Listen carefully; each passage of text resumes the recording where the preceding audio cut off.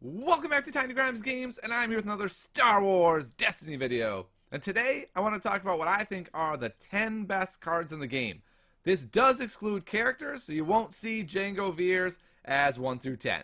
Alright, let's start out with number 10, One with the Force. This card is quite fantastic. If this was, cheaper, it could very easily vault way up to number 1.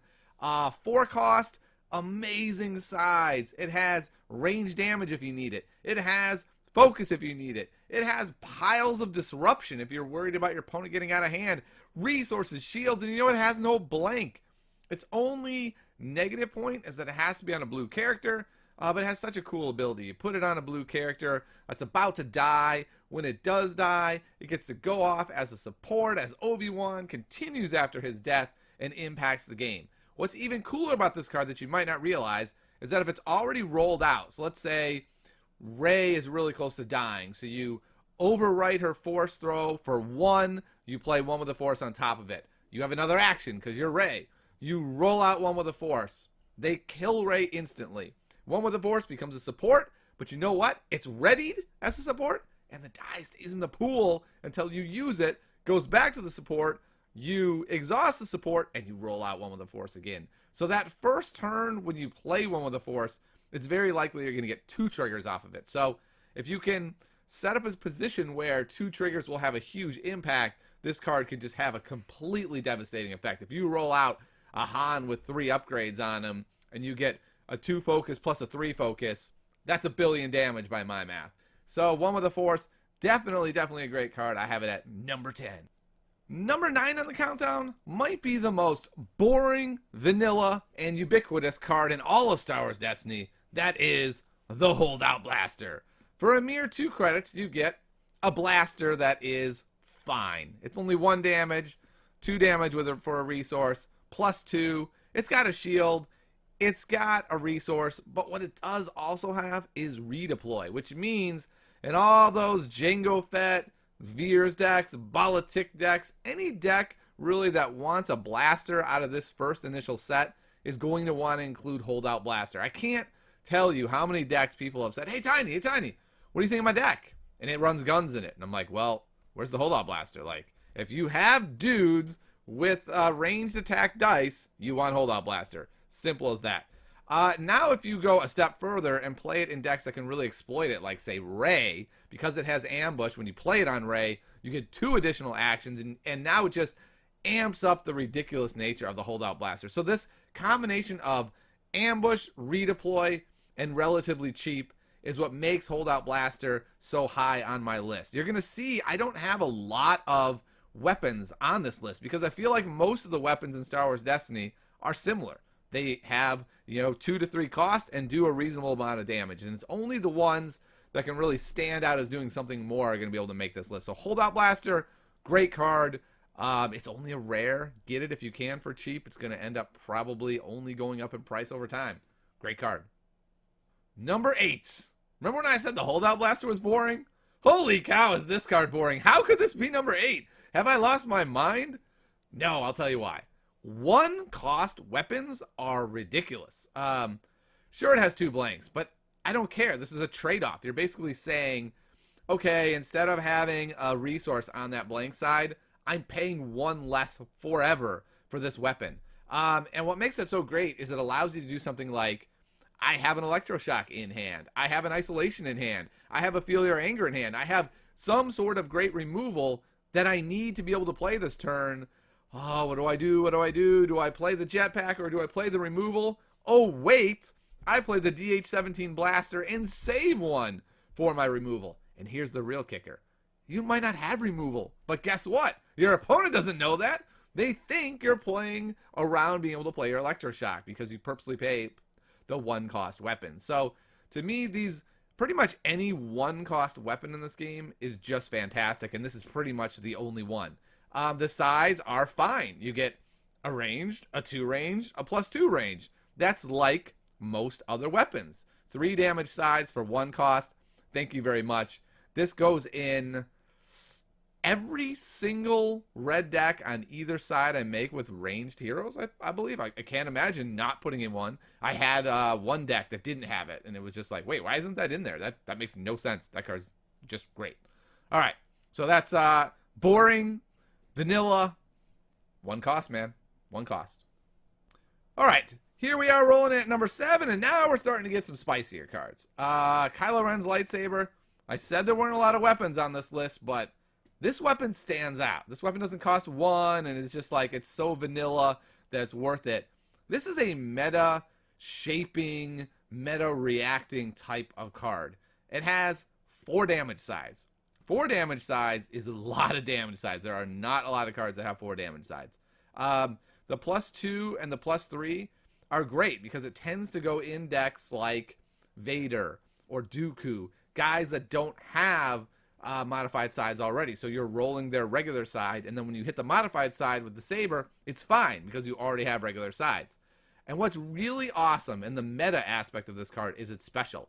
So you have Luke's lightsaber and Kylo's saber sort of having these mirroring abilities. Luke's is adding shields, which is fine, but Kylo Ren's saber takes off shields and then lets you re-roll it.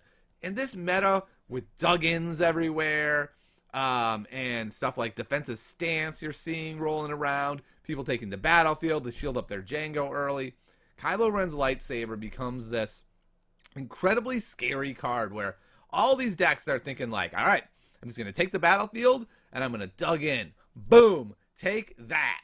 If you have a Kylo Ren's lightsaber on the table, it changes everything. Yeah, the odds are not automatic that you're going to hit that 1 in 6 special. But just having it on the table scares people. You can no longer just rely on shields to carry the day.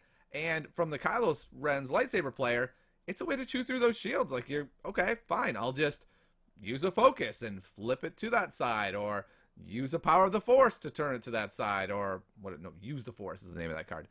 Essentially, there's plenty of ways to get it to the special outside of just rerolls. But the bottom line is 4 damage sides, a great meta side.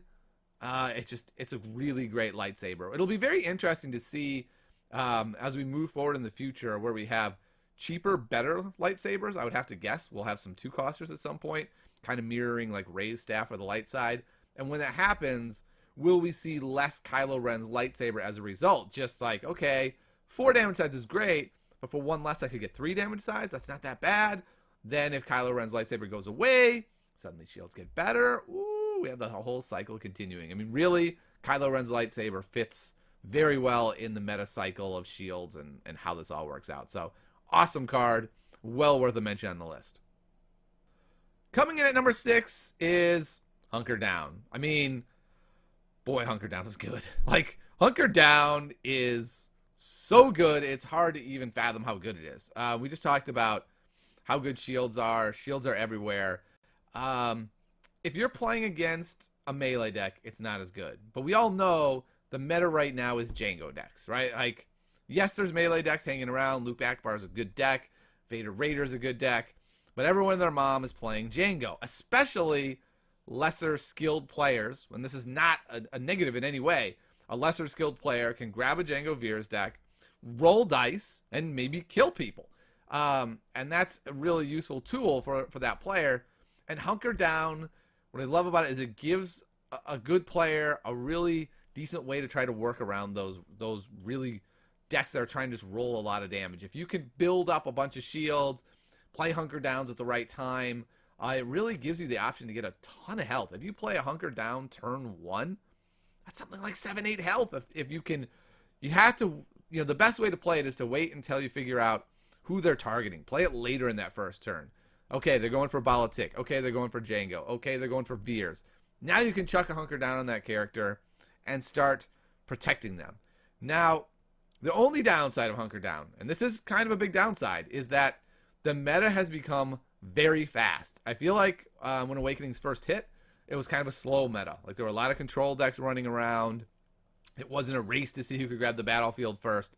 But more and more, I've personally been finding that as I'm running into more of these decks with defensive position in them, with dug in them, with a whole bunch of ways to exploit the battlefield, you need to have a deck that's a little faster. And so even in decks where I have Hunker Down's dropping a little bit on my list because I don't always play it. I don't always activate it, as crazy as that sounds. Like, there's been tons of games where I just can't activate it. I don't need the battlefield. There's no reason for me to take it other than, you know, that Jango Fett is about dead. If he gets 3 shields on Jango Fett as his first action, that changes the game entirely. So I can't let them just dug in. I have to take the battlefield, passing on Hunker Down. So Hunker Down, especially in a slower ranged meta, is a godly card. In a melee meta, it's a little rougher. Still remember, even if you're going against Vader, yeah, he rolls out a big turn. Okay, all right. He resolves them. Then you play Hunker Down, you know, activate it, get your shield. First action next turn can be to do it again. And even if you know you're going to lose it, it's still 2 more health. So worst case scenario, it's 2 health. That's not a bad worst case scenario. That's a field medic. And best case scenario is substantially better. So I love Hunker Down. I've heard a lot of people saying they don't really like it right now. I still love it. I put it in fast decks. I put it in slow decks. Might not always get full value out of it, but boy, it's still a good card. 5 on my list is Electroshock. This was one of the very last cards spoiled. And when it was, it kind of changed all of my thoughts about the game, which is so fun, right? We had been playing with the spoiled set, and it was like, man, if Yellow Villain were to get one more thing, and then it was like, boosh, Electroshock, and yellow heroes and villains rejoiced everywhere. And this card is just amazing. It's so amazing. It's so amazing because, you know, a lot of times if you're playing as a yellow villain deck especially, you'll think like, okay, they have He Doesn't Like You, and they have Electroshock, and you cannot play around them both, right? If you take the battlefield first and roll out your Force Throw, then they can Electroshock it. Whereas if you let them go first and they roll out first and then you roll out the Force Throw, then they can He Doesn't Like You.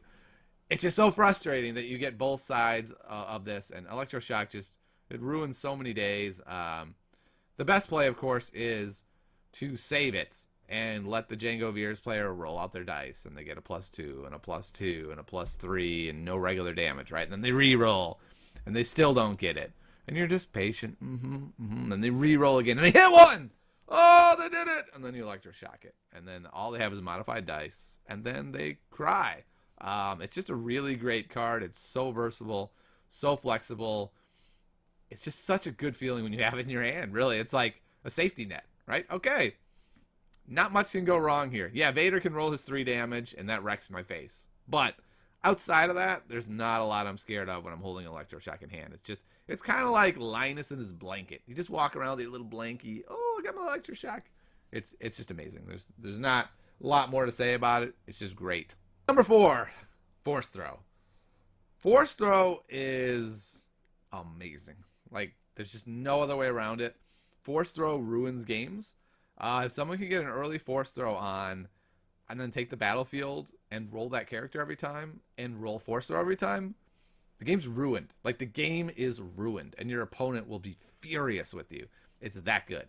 Like, it's, you know, Jango Fett ruins games. Force Throw ruins games more than Jango Fett. Because if you can hit the special every time, your opponent doesn't even want to roll their dice, right? They're like, okay, I got a jetpack, and I'm going to roll Jango here, but if I hit the +3 on the jetpack, and I whiff on the regular damage, I take 3 to the face.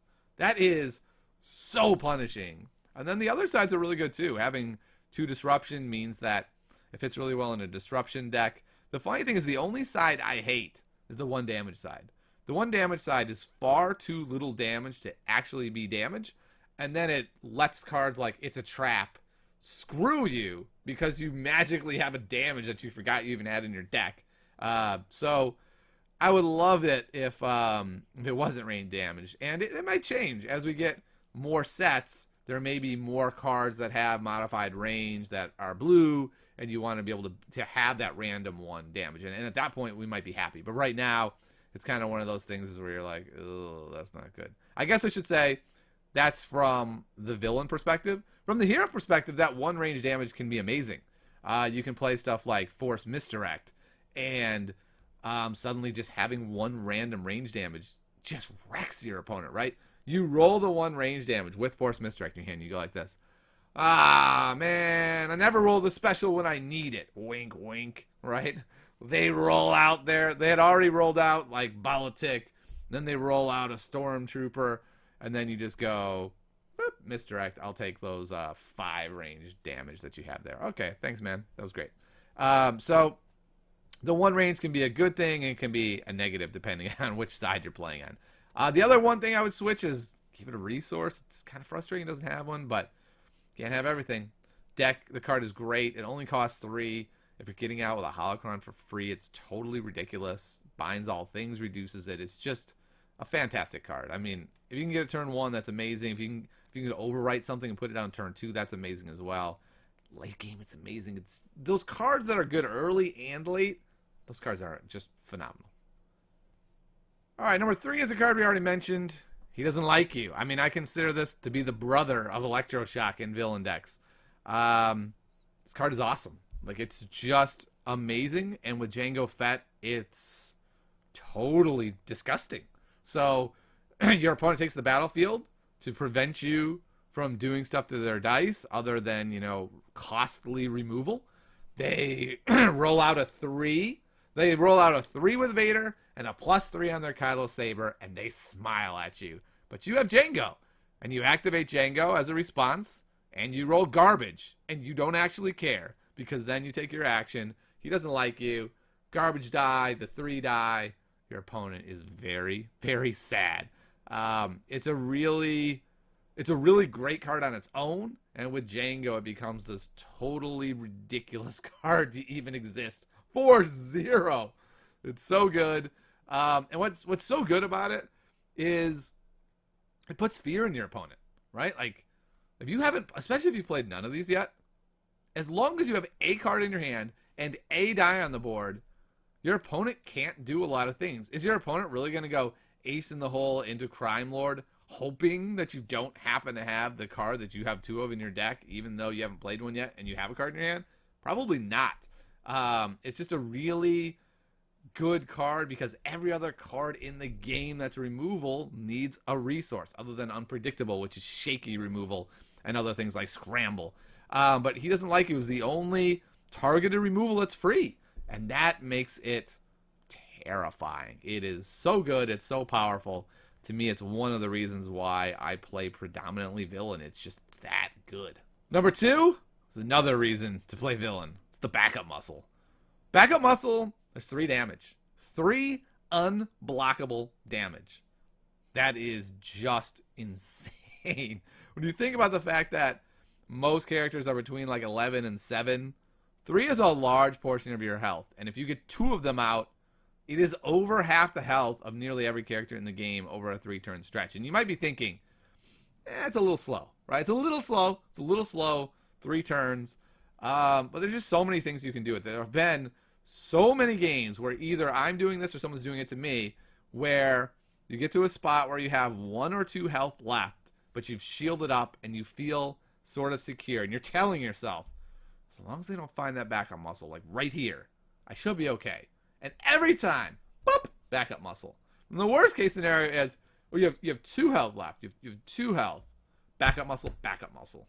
Whoop, whoop, he's dead. It's such a strong card. It's anytime you can play sort of this unstoppable damage out of hand, it's so good. I'm a little bit surprised we haven't been seeing more Surgical Strike, which says, you know, get rid of a support card just because backup muscles is so good. Like, the number 2 card in the game, probably playing the answer to that card is right. Like, I realize Surgical Strike is a little bit too specific, but this card's really, really good. It just might be worth it. So backup muscle, whew, so good. Unblockable damage, unpreventable damage. It's too good. I shouldn't say it's too good, but it's really, really good.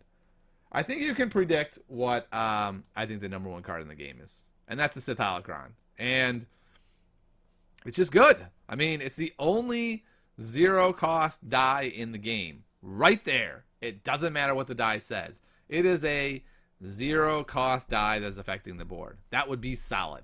It has a focus side. That's great for 0 cost. Thank you so much. Now, what makes it, of course, totally insane is its ability the special to be able to swap a blue ability into play, ignoring play restrictions. So many people forget that line. It means you can put a Holocron on anyone you want and swap in blue ability cards. And as we've seen already, we have really strong ones that are very expensive. Force Throw made the list. Mind Probe is a very good card at 4. Force Choke is a very good card at 2. Several others are worth playing. We have Force Lightning coming already that we know of for 4. Certainly we're going to have more blue abilities, at least probably 2 more. That's a lot of potential free ramp. The one downside of Holocron is if you build your deck around Holocron and then don't see it, it's a real problem. Also, if you build your deck around Holocron, most opponents are going to freak out and deal with Holocron. If they have a disarm, it's going to the Holocron. If they have Electroshocks, it's quite often they are going to the Holocron. So you really need to be aware that while the Holocron has extensive built-in power, don't just load your deck with 4-drop upgrades going, Holocron, Holocron. Probably that's not going to work out. You're going to have a whole pile of dead cards in your hand. The way I've been playing Holocron much more recently is playing it with 2 cost upgrades, and if I got them for free, that's awesome. Force Throw is amazing anyway. I'm going to play that. I often will play 0 to 1 Mind Probe, even with Holocron, because I realize Holocron might not trigger. But let's say this. Let's say Holocron literally never triggers the whole game. You play it turn 1. They play an Electroshock the first time, an Electroshock the second time. He doesn't like you the third time, and disarm it finally turn 4. That's 4 removal cards they used on the Holocron, which means you did so much other stuff. And remember, how much did you pay for the Holocron? 0, and it ate 4 cards. That's incredible, right? Like that. This is to me is what makes Holocron so good. It's not the fact of what it does; it's how much removal it eats in a game where there's not that much removal. Like there's just not that much. If you're playing a Jango Veers deck and they spend all the removal on your Holocrons, it means there's a good chance you beat them with damage. So that's why I think Holocron is so good. So I think it's the #1 card in the game. And a real quick summary, if we look at this list, out of the top 10, almost every card goes in a blue-yellow villain deck. Let's see, 1, 2, 3, 4, 5, 6, 7. 7 of them. The top 7 cards all go in blue-yellow villain decks. So one of 2 things is going on here. Either we are seeing my bias show through very much, which I will perfectly admit is possible. It may just be I have gravitated towards blue-yellow villain, ergo these are the cards I think are best. But I think more likely what is happening, since I really don't care what colors I play, I want to play the best cards. I think that most of these best, most efficient cards are in blue-yellow villain, and that has driven me over to them. Now, having said that, there's a lot of great neutral hero cards that sort of make up the next 10 and 20 cards. I had a whole list of cards I was thinking about including, stuff like Force Misdirection, which I think is amazing. Second Chance is really strong. It's a Trap is real strong and is only going to get stronger over time. There are plenty of great hero cards. I think it's just that in this particular set, that cream of the crop, very top, blue-yellow villains really like those cards. And for me, that really pushes them up in those upper edges. And a lot of it is just simply, hey, what cards work well with Jango Fett? And that's kind of interesting. So we'll see what you guys think of my list. I'm sure some of you out there will be irate. Feel free to leave your irate comments below. Tell me your top 10. I want to hear how wrong I am. Another card almost made it, Cunning. Cunning is so good, but you know what I've been finding a lot? If they're not playing, like if in this meta of aggro, a lot of decks don't have specials, and you're just like, Cunning, yeah, oh right. It doesn't do anything unless I put out stuff to work with Cunning, and in those decks, of course, it's great. All right, so hopefully you enjoyed the video. I'll see you next time on Tiny Grimes Games, and as always, you can go to brokenegggames.com and put Tiny TG Games in the discount code coupon to support the channel. You go to Patreon, Tiny Grimes. We're having all sorts of great discussions over there. Currently trying to hammer out some tier list stuff. So I'll see you next time.